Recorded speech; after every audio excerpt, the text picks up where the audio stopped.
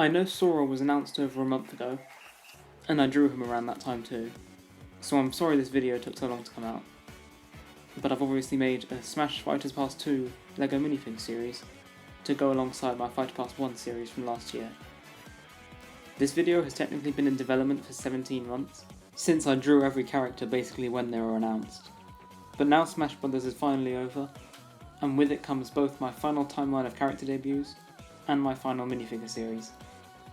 You may be wondering how I was able to double the amount of characters and fill up an entire series, since there are 6 DLC packs and 12 minifigures here.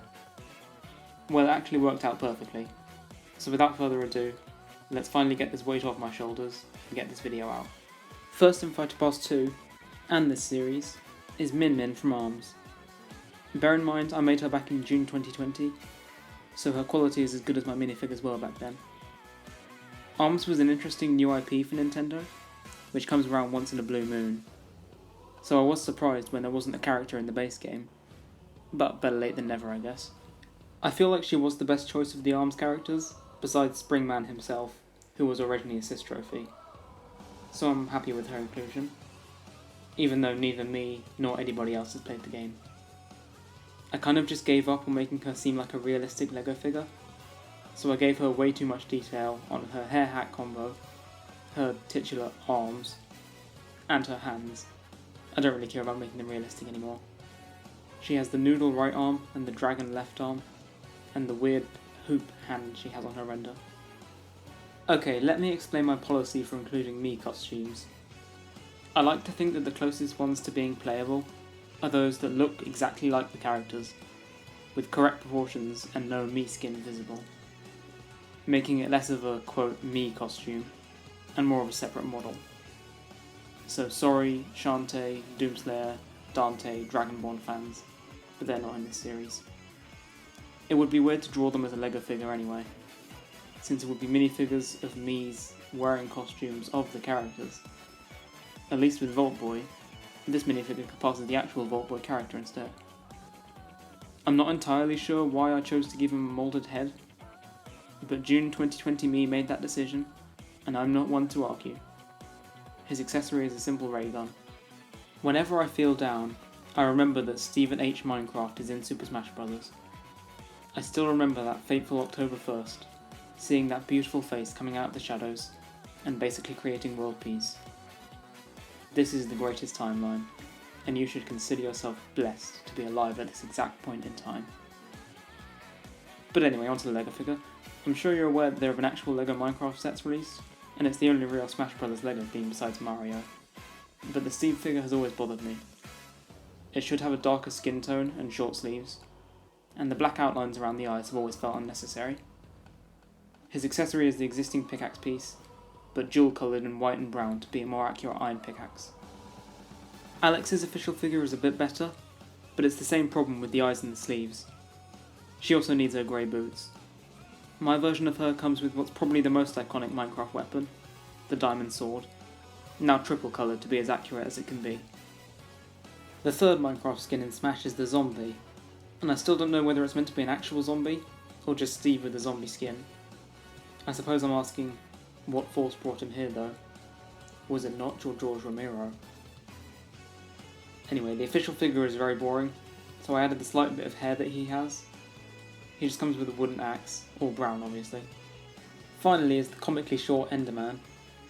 That still feels like a weird choice for one of the Minecraft skins here, since he looks drastically different to the real Enderman.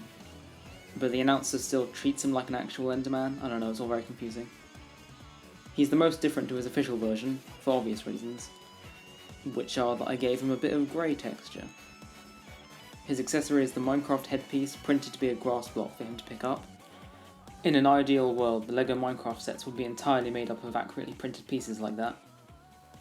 Also, I hate to be inaccurate, but I do realise that in Smash, Steve is only able to place dirt, not grass.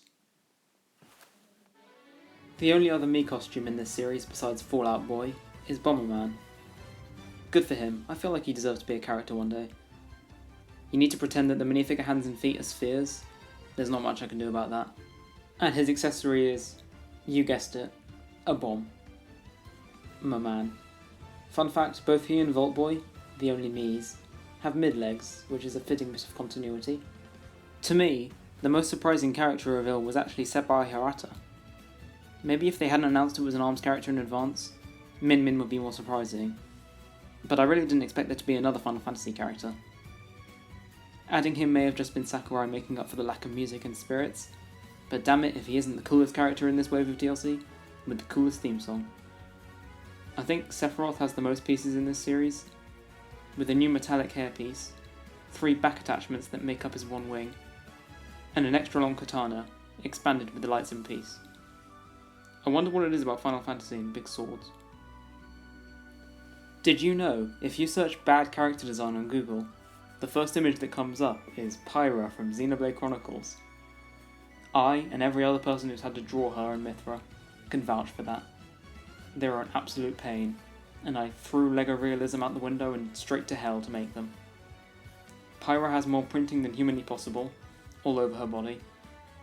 The only part I chose to actively cut corners on was with her sword, which I just made out of existing pieces.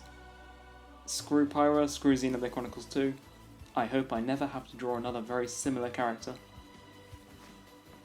Oh wow, it's my lucky day. Another very similar character. Mythra from Xenoblade Chronicles 2. I thought this game was for good boys and girls. She also has way too much going on, and I'm not satisfied with how both of them came out, but I'm fully blaming that on their character design that I had to copy and shrink to LEGO scale. Okay, I'm sorry, maybe I'm being a bit too harsh on Xenoblade. Don't get mad at me. Hey, did you know that they're both voiced by a character from the hit TV show Friday Night Dinner? That seems to be a bit of a trend recently. I'm gonna call him Kazuya here, even though I was calling him Kazuya for a long while. Kazuya Mishima is the only DLC character that I had no prior knowledge of before they were announced. Even Terry Bogard I was aware of because of the leaks. I hope that doesn't make me uncultured. I know Tekken and Heihachi and the Bear. I just never heard of Kazuya. But Tekken the game is a fine inclusion in Smash, I guess. He comes with his Wilbur Robinson haircut, one red eye, and the only real accessory I could think of giving him was dragon wings to make him slightly more devil-like. He also has an alternate expression. Think of him as being mid-transformation. The final character in all of Super Smash Bros. Ultimate is Barry B. Benson. Just kidding, it's Sora. Not gonna lie, I was a little miffed when he was announced. From what I'd heard about Kingdom Hearts, I realised it wasn't the most esteemed series, but its cutscenes are undeniably hilarious, whether intentional or not. So it's fitting for the last character to be from such a famous laughing-stock franchise. To not have to explain the plot of the entire Kingdom Hearts series, I'll just describe my minifigure as quick as possible here. New spiky anime hairpiece, mid-legs, normal-sized shoes, and a keyblade to open the door to darkness. No, Mickey, I didn't mention the door to darkness. Get back in the Disney vault. And that's it. 6 characters, 7 if you include Mythra, 3 other Minecraft skins, and 2 Mii costumes. It makes up for 12 slots in a minifigure series, which was a huge relief when I realised it could. I hope you like this celebration of the final wave of Smash DLC, and since you're obviously wondering my ranking of the characters, obviously, it goes Steve, Sephiroth, Min Min, Sora, Kazuya, and finally Pyra and Mythra. Sorry for all the Xenoblade simps out there. It's November, guys, stop looking at anime women. My next LEGO series will hopefully be just before Christmas, and if so, it will be perfectly timed as both an anniversary to one of my past series and a movie tie-in. So I hope you swing on by to the web when that comes out. I'm sorry, see you.